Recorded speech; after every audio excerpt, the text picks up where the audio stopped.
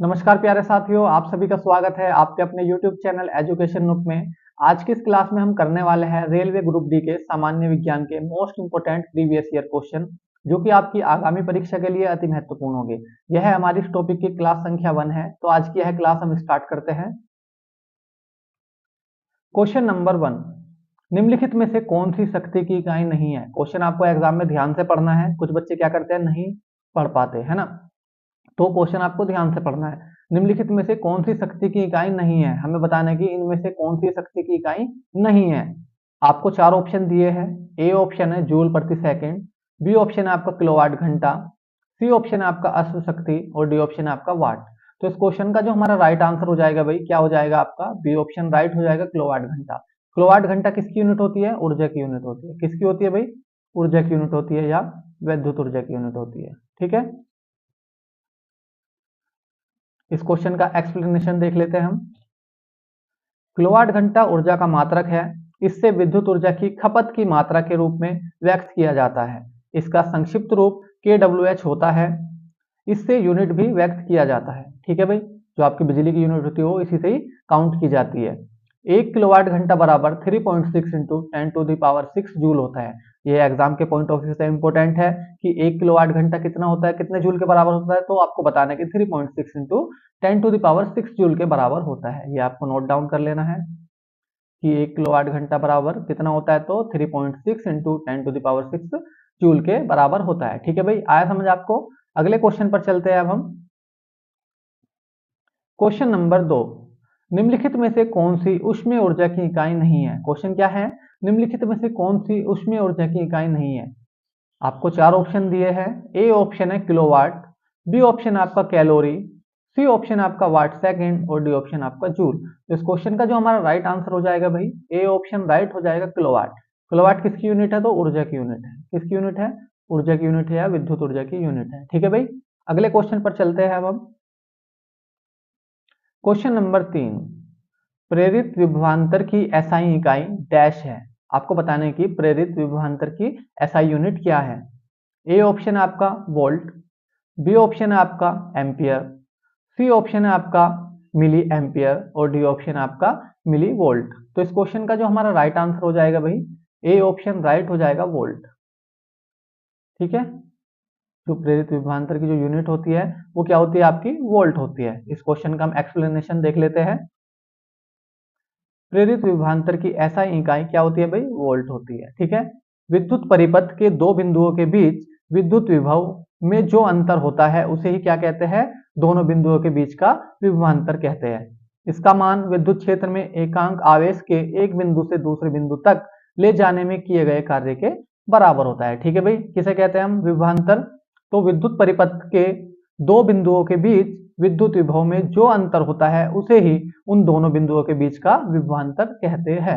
ठीक है, आया समझ में आपको कि विभवांतर किसे कहते हैं। अगले क्वेश्चन पर चलते हैं अब हम। क्वेश्चन नंबर 4, प्रतिरोधकता की एसआई इकाई डैश है। आपको बताना है कि प्रतिरोधकता की एसआई इकाई क्या होती है।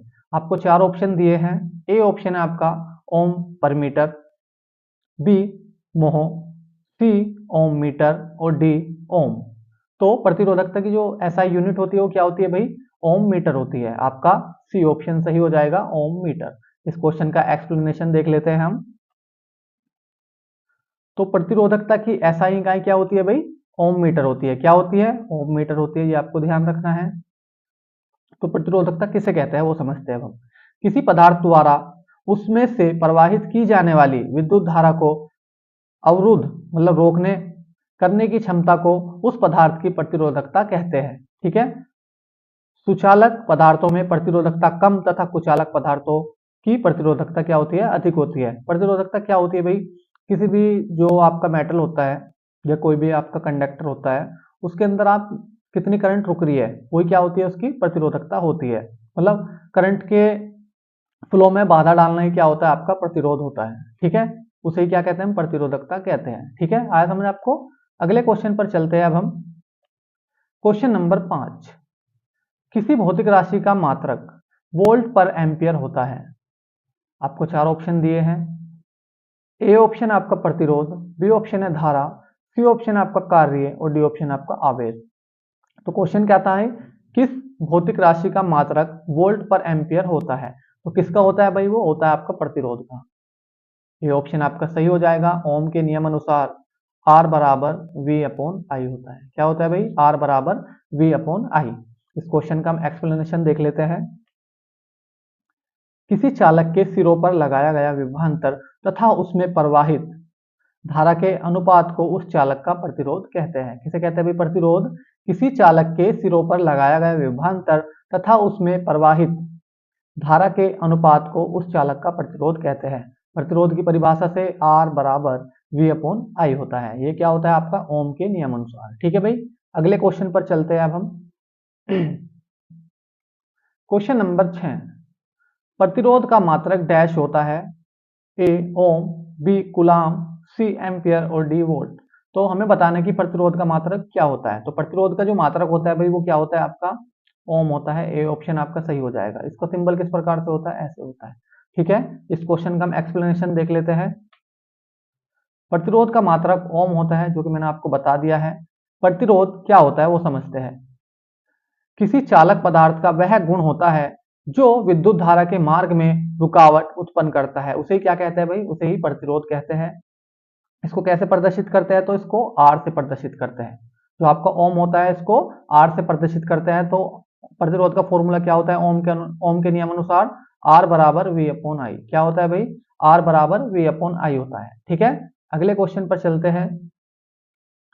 क्वेश्चन नंबर 7, आवर्धन की इकाई क्या है? आपको चार ऑप्शन दिए हैं।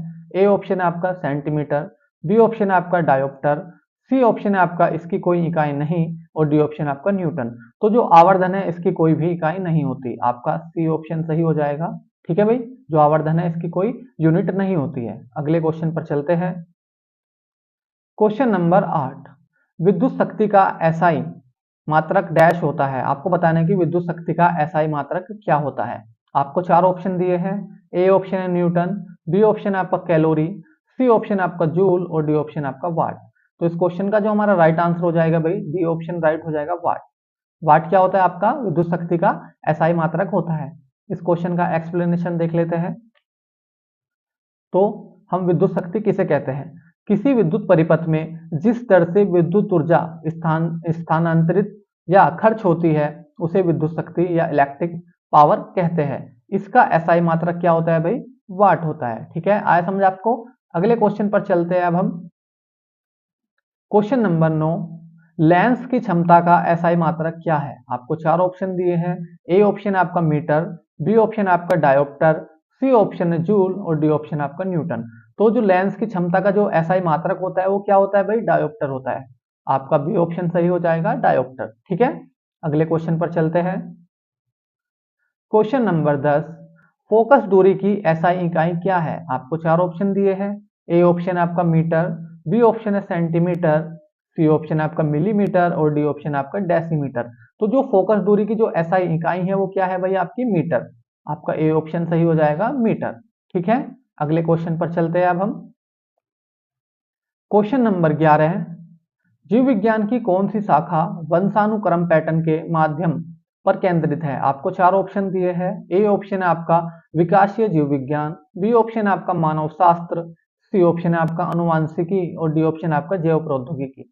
तो इस क्वेश्चन का जो हमारा राइट आंसर हो जाएगा भाई, सी ऑप्शन राइट हो जाएगा, अनुवांशिकी। इस क्वेश्चन का हम एक्सप्लेनेशन देख लेते हैं। अनुवांशिकी जीव विज्ञान की वह शाखा है जो वंशानुक्रम पैटर्न के अध्ययन पर केंद्रित है। अनुवांशिकी के जनक ग्रेगर जॉन मेंडल माने जाते हैं। ये आपको नोट करना है पॉइंट की अनुवांशिकी के जनक किसे कहते हैं? तो ग्रेगर जॉन मेंडल को मानते हैं। किसको मानते हैं भाई? ग्रेगर जॉन मेंडल को। ठीक है, ये आपको नोट कर लेना है। अनुवांशिकी शब्द का प्रयोग बैटसन द्वारा 1906 में किया गया। ये भी क्वेश्चन आ सकता है कि अनुवांशिकी शब्द का प्रथम बार प्रयोग किसने किया था? तो बैटसन द्वारा 1906 में किया गया था। ये भी आपके लिए नोट डाउन कर लेना आपको ये पॉइंट भी। ठीक है, प्रत्येक जीव में बहुत से ऐसे गुण होते हैं जो पीढ़ी दर पीढ़ी माता पिता से उनकी संतानों में संचारित होते रहते हैं। जीवों में इन मूल गुणों के संभरण अनुवांशिकी कहते हैं। इसी के कारण प्रत्येक जीव के गुण अपने माता पिता के समान होते हैं। तो आपको क्या नोट करना है इसमें से? एक तो ये करना है कि अनुवांशिकी के जनक किसे कहते हैं? तो ग्रेगर जॉन मेंडल को कहते हैं। और अनुवांशिकी शब्द का प्रयोग किसने किया था पहली बार? तो बैटसन द्वारा 1906 में किया गया था। आपको ये 2 पॉइंट नोट करने हैं इस क्वेश्चन से, ठीक है। अगले क्वेश्चन पर चलते हैं अब हम। क्वेश्चन नंबर 12, सब्जियों, फलों और फूलों जैसी उच्च मूल्य वाली फलों की खेती को क्या कहते हैं? क्वेश्चन क्या है? सब्जियों, फलों और फूलों जैसी उच्च मूल्य वाली फसलों की खेती को क्या कहा जाता है? आपको 4 ऑप्शन दिए हैं। ए ऑप्शन है आपका सेरिकल्चर, बी ऑप्शन है आपका पीसी कल्चर, सी ऑप्शन है आपका एपीकल्चर और डी ऑप्शन है आपका हॉर्टिकल्चर। तो इस क्वेश्चन का जो हमारा राइट आंसर हो जाएगा भाई डी ऑप्शन राइट हो जाएगा, हॉर्टिकल्चर। ठीक है भाई, जो आपकी सब्जियां होती है, फल होते हैं, फूल होते हैं जो आपके महंगे होते हैं, ठीक है, उनको क्या कहते हैं? उनकी खेती को कहते हैं आप हॉर्टिकल्चर। ठीक है भाई, सेरिकल्चर किससे संबंधित है? ये आपका रेशम की खेती से संबंधित है। किसकी? रेशम की खेती से संबंधित आपका सेरिकल्चर। ठीक है भाई, रेशम कीट पालन, इसको ऐसे भी कह सकते हैं, रेशम कीट पालन, ठीक है, उससे संबंधित है। जो आपका पीसी कल्चर है ये किससे संबंधित है? ये आपका मछली पालन से है। मछली को क्या बोलते हैं? मत्स्य, ठीक है, मत्स्य पालन।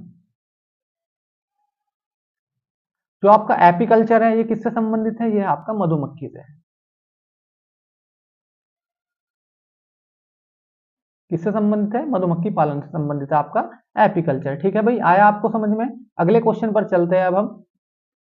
क्वेश्चन नंबर 13, कोशिकाओं के अध्ययन को डैश कहा जाता है? आपको 4 ऑप्शन दिए हैं। ए ऑप्शन है आपका सीरोलॉजी, बी ऑप्शन है आपका साइटोप्लाज्मा, सी ऑप्शन है आपका साइटोलॉजी और डी ऑप्शन आपका इटियोलॉजी। तो इस क्वेश्चन का जो हमारा राइट आंसर हो जाएगा भाई सी ऑप्शन राइट हो जाएगा, साइटोलॉजी। कोशिकाओं के अध्ययन को क्या कहते हैं? तो साइटोलॉजी कहते हैं। ठीक है भाई, अगले क्वेश्चन पर चलते हैं अब हम। क्वेश्चन नंबर 14, विटीकल्चर क्या है? आपको 4 ऑप्शन दिए हैं। ए ऑप्शन है आपका सब्जियों की खेती, बी ऑप्शन है आपका आम की खेती, सी ऑप्शन है आपका अंगूर की खेती और डी ऑप्शन आपका फूलों की खेती। तो इस क्वेश्चन का जो हमारा राइट आंसर हो जाएगा भाई सी ऑप्शन राइट हो जाएगा। अंगूर की खेती को क्या कहते हैं? विटीकल्चर कहते हैं। आपका सी ऑप्शन सही हो जाएगा। फूलों की खेती को क्या कहते हैं? तो फ्लोरिकल्चर कहते हैं। ठीक है, अगले क्वेश्चन पर चलते हैं अब हम। क्वेश्चन नंबर 15, एपिग्राफी का क्या अभिप्राय है? आपको 4 ऑप्शन दिए हैं। ए ऑप्शन है आपका कंकालों का अध्ययन, बी ऑप्शन है आपका शिलालेखों का अध्ययन, सी ऑप्शन है मानचित्रों का अध्ययन और डी ऑप्शन है सिक्कों का अध्ययन। तो इस क्वेश्चन का जो हमारा राइट आंसर हो जाएगा भाई एपिग्राफी में किसका अध्ययन किया जाता है? तो शिलालेखों का अध्ययन किया जाता है। आपका बी ऑप्शन सही हो जाएगा।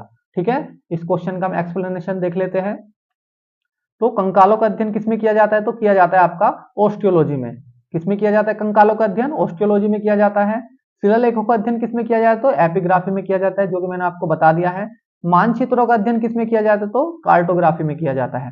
और सिक्कों का अध्ययन किसमें किया जाता है? तो न्यूमिस्मैटिक में किया जाता है। ठीक है भाई, किसमें किया जाता है? न्यूमिस्मैटिक में किया जाता है। ठीक है, ये आपको नोट रखना है, ये अपने दिमाग में फीड रखना है, क्योंकि यहाँ से भी एग्जाम में क्वेश्चन आ सकते हैं। अगले क्वेश्चन पर चलते हैं अब हम। क्वेश्चन नंबर 16, पक्षियों के अध्ययन को क्या कहा जाता है? आपको 4 ऑप्शन दिए हैं। ए ऑप्शन है आपका हर्पिटोलॉजी, बी ऑप्शन है आपका ऑप्थोमोलॉजी, सी ऑप्शन है एंथ्रोपोलॉजी और डी ऑप्शन है आपका ऑर्निथोलॉजी। तो जो पक्षियों का अध्ययन किया जाता है वो किसमें किया जाता है? ऑर्निथोलॉजी में किया जाता है। आपका डी ऑप्शन सही हो जाएगा, ऑर्निथोलॉजी। इस क्वेश्चन का हम एक्सप्लेनेशन देख लेते हैं। तो पक्षियों का अध्ययन किसमें किया जाता है? ऑर्निथोलॉजी में किया जाता है। उभयचरों एवं सरीसृपों का अध्ययन किसमें किया जाता है? तो हर्पेटोलॉजी में किया जाता है। ठीक है, आंखों का चिकित्सीय अध्ययन किसमें किया जाता है? तो ऑप्थोमोलॉजी में किया जाता है। मानव के कर्मिक विकास का अध्ययन किसमें किया जाता है? तो एंथ्रोपोलॉजी में किया जाता है। आपको ये ध्यान रखना है। ठीक है भाई, अगले क्वेश्चन पर चलते हैं अब हम। क्वेश्चन नंबर 17, सेरिकल्चर शब्द निम्नलिखित में से किससे संबंधित है? आपको 4 ऑप्शन दिए हैं। ए ऑप्शन है आपका मछली पालन, बी ऑप्शन है रेशम की खेती, सी ऑप्शन है आपका पक्षी पालन और डी ऑप्शन है आपका मधुमक्खी पालन। तो जो सेरिकल्चर है वो किससे संबंधित है? आपका रेशम की खेती से संबंधित है। ठीक है भाई, किससे संबंधित है? रेशम की खेती से संबंधित है। इस क्वेश्चन का हम एक्सप्लेनेशन देख लेते हैं। तो जो सेरिकल्चर है वो रेशम कीट के पालन का अध्ययन है। इसके अंदर जो पीसी कल्चर है इसमें मत्स्य पालन का अध्ययन किया जाता है। जो एपीकल्चर है यह मधुमक्खी पालन का अध्ययन किया जाता है। इसके अंदर जो आपका एविकल्चर है इसमें पक्षी पालन का अध्ययन किया जाता है। ठीक है भाई, एविकल्चर में। अगले क्वेश्चन पर चलते हैं अब हम। क्वेश्चन नंबर 18, निम्नलिखित में से किसके अणुओं के बीच आकर्षण बल अधिक होता है? आपको चार ऑप्शन दिए हैं। ए ऑप्शन है आपका द्रव, बी ऑप्शन है गैस, सी ऑप्शन है प्लाज्मा और डी ऑप्शन है आपका ठोस। तो आपको बताना है कि किसके अणुओं के बीच आकर्षण बल अधिक होता है, तो ठोस के होता है। आपका डी ऑप्शन सही हो जाएगा, है ना। अगले क्वेश्चन पर चलते हैं अब हम। क्वेश्चन नंबर 19, पदार्थ के संदर्भ में निम्न में से कौन सा कथन सही नहीं है? आपको कौन सा कथन सही नहीं है बताना है। तीन चार कथन दिए आपको, इनमें से कौन सा कथन सही नहीं है पदार्थ के संदर्भ में? ए है आपका पदार्थ के कणों के बीच कोई आकर्षण बल नहीं होता। बी पदार्थ के कण द्रव और वायुओं में सतत स्थानांतरित होते हैं। सी पदार्थ कणों से बना होता है और डी पदार्थ के कणों के बीच अंतर होता है। तो इस क्वेश्चन का जो हमारा सही आंसर हो जाएगा भाई, ए ऑप्शन सही हो जाएगा, पदार्थ के कणों के बीच कोई आकर्षण बल नहीं होता। ये स्टेटमेंट क्या है आपका? गलत है। ठीक है, तो क्या कहा था इसने कि कौन सा कथन सही नहीं है, तो ए ऑप्शन आपका सही हो जाएगा। ठीक है, अगले क्वेश्चन पर चलते हैं अब हम। क्वेश्चन नंबर 20, ठोस के कणों के संदर्भ में निम्न में से क्या सही है? आपको चार ऑप्शन दिए हैं। ए ऑप्शन है आपका वे यादृच्छिक रूप से गतिशील होते हैं, बी उनके बीच बड़े अंतराल होते हैं, सी व्यवस्थित तरीके से विन्यासित होते हैं और डी उनमें न्यूनतम आकर्षण होता है। तो इस क्वेश्चन का जो हमारा सही आंसर हो जाएगा भाई, सी ऑप्शन सही हो जाएगा, व्यवस्थित तरीके से विन्यासित होते हैं। क्योंकि जो ठोस कण होते हैं वे उनका आकार और आयतन क्या होता है भाई? फिक्स होता है। क्या होता है? फिक्स होता है। ठीक है, ये आपको याद रखना है। तो इस क्वेश्चन का जो हमारा सही आंसर हो जाएगा, सी ऑप्शन सही हो जाएगा। अगले क्वेश्चन पर चलते हैं। क्वेश्चन नंबर 21, अभी तक वैज्ञानिकों द्वारा पदार्थ की कितनी अवस्थाएं तय की गई है? आपको चार ऑप्शन दिए हैं। ए ऑप्शन है आपका 2, बी ऑप्शन है आपका 5, सी ऑप्शन है आपका 4 और डी ऑप्शन है आपका 3। तो वैज्ञानिकों द्वारा अब तक कितनी पदार्थ की कितनी अवस्था तय की गई है? तो 5। ठीक है, कितनी की गई है भाई? 5। इस क्वेश्चन का हम एक्सप्लेनेशन देख लेते हैं। तो पदार्थ ब्रह्मांड की विषय वस्तु है, प्रत्येक वस्तु जो स्थान घेरती है तथा जिसमें द्रव्यमान होता है पदार्थ या द्रव्य कहलाती है। वैज्ञानिकों द्वारा पदार्थ की 5 अवस्थाएं तय की गई है। कौन कौन सी है भाई? ठोस, द्रव, गैस, ये तो सभी को पता होता है। एक होती है आपकी चौथी प्लाज्मा। कौन सी होती है भाई? प्लाज्मा। और पांचवी कौन सी है आपकी? बोस आइंस्टीन। ये आपको ध्यान रखना है। ठीक है, तीन तो सभी जानते हैं, ठोस, द्रव, गैस, और चौथी कौन सी है? प्लाज्मा। और पांचवी कौन सी है भाई? बोस आइंस्टीन। ठीक है, अगले क्वेश्चन पर चलते हैं। क्वेश्चन नंबर 22, डैश में विसरण अत्यधिक तीव्रता से होता है। आपको बताना है कि इनमें से किसका विसरण अत्यधिक तीव्रता से होता है। आपको चार ऑप्शन दिए हैं। ए ऑप्शन है आपका ठोसो, बी ऑप्शन है आपका द्रवो, सी ऑप्शन है गैसो और डी ऑप्शन है आपका प्लाज्मा। तो इस क्वेश्चन का जो हमारा राइट आंसर हो जाएगा, सी ऑप्शन राइट हो जाएगा गैसों में। क्योंकि जो गैस के कण होते हैं उनका ना तो आकार निश्चित होता है ना ही आयतन निश्चित होता है। इस क्वेश्चन का हम एक्सप्लेनेशन देख लेते हैं। पदार्थ की तीन अवस्थाएं ठोस, द्रव, गैस में से गैस पदार्थ की वह भौतिक अवस्था है जिसका आकार व आयतन दोनों अनिश्चित होते हैं। क्या होते हैं भाई? अनिश्चित होते हैं। आकार और आयतन दोनों अनिश्चित होते हैं। गैसों में विसरण अत्यधिक तीव्रता से होता है क्योंकि गैस के अणुओं में आकर्षण एवं प्रतिकर्षण नहीं होता। गैस के कणों में आकर्षण और ना ही प्रतिकर्षण होता है। ठीक है भाई, ये आपको ध्यान रखना है। अगले क्वेश्चन पर चलते हैं। क्वेश्चन नंबर 23, निम्नलिखित में से कौन सा कथन गलत है? आपको कथन गलत बताने की कौन सा इन चारों स्टेटमेंट में से गलत है। ए पदार्थों के कण स्थिर अवस्था में होते हैं, बी पदार्थों के कण बहुत छोटे होते हैं, सी पदार्थों के कण एक दूसरे को आकर्षित करते हैं और डी पदार्थों के कणों के बीच रिक्त स्थान होता है। तो इस क्वेश्चन का जो हमारा राइट आंसर हो जाएगा भाई, ए ऑप्शन राइट हो जाएगा, पदार्थों के कण स्थिर अवस्था में होते हैं। ये स्टेटमेंट क्या है? गलत है, क्योंकि जो पदार्थों के कण होते हैं वे स्थिर अवस्था में नहीं होते हैं। ठीक है भाई, अगले क्वेश्चन पर चलते हैं अब हम। क्वेश्चन नंबर 24, डैश एक शुद्ध पदार्थ है। आपको चार ऑप्शन दिए हैं। ए ऑप्शन है आपका चीनी का घोल, बी ऑप्शन है आपका मीथेन, सी ऑप्शन है दूध और डी ऑप्शन है वायु। तो हमें बताना है कि इनमें से शुद्ध पदार्थ कौन सा है। तो इस क्वेश्चन का जो हमारा राइट आंसर हो जाएगा, बी ऑप्शन राइट हो जाएगा, मीथेन। क्योंकि मीथेन क्या है? आपकी प्राकृतिक गैस है जो कि जमीन से निकलती है या दलदली स्थानों से निकलती है। तो सबसे शुद्ध क्या है आपकी? मीथेन। ठीक है भाई, आपका बी ऑप्शन सही हो जाएगा। अगले क्वेश्चन पर चलते हैं। क्वेश्चन नंबर 25 जो कि हमारा इस क्लास का लास्ट क्वेश्चन है। मिश्रण प्रकृति में डैश हो सकता है। आपको चार ऑप्शन दिए हैं। ए ऑप्शन है समांगी, बी ऑप्शन आपका विषमांगी, सी ऑप्शन आपका समांगी और विषमांगी दोनों, और डी ऑप्शन आपका शुद्ध पदार्थ। तो जो मिश्रण होता है वो दो टाइप के होते हैं, कौन कौन से? समांगी और विषमांगी। तो प्राकृतिक में दोनों टाइप के पाए जाते हैं। आपका सी ऑप्शन सही हो जाएगा, समांगी और विषमांगी दोनों। मैं आशा करता हूँ कि आपको ये 25 के 25 क्वेश्चन अच्छे से समझ में आए होंगे और मेरी वीडियो अच्छी लगी होगी। अगर आपको ये 25 के 25 क्वेश्चन अच्छे से समझ में आए हैं तो आप मेरी वीडियो को लाइक कर सकते हैं और हमारे चैनल को सब्सक्राइब कर सकते हैं, जिससे कि आपको नई वीडियो का नोटिफिकेशन तुरंत मिल सके। और जो बच्चे रेलवे ग्रुप डी की तैयारी कर रहे हैं, आपके फ्रेंड्स या आपके कोई रिलेटिव, उनको आप ये वीडियो शेयर करें ज़्यादा से ज़्यादा। आज के लिए इतना ही, मिलते हैं अगली क्लास में। धन्यवाद।